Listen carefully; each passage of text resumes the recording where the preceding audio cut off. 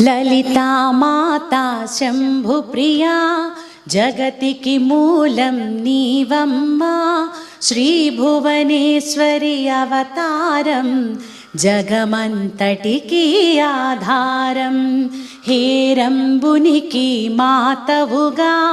హరిహరాదులు సేవింపా చండుని ముండుని సంహారం చాముండేశ్వరి అవతారం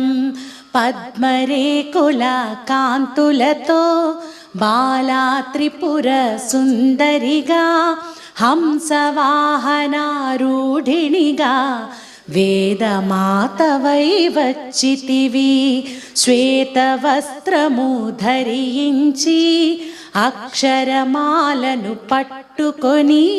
భక్తి మార్గము చూపితివి జ్ఞాన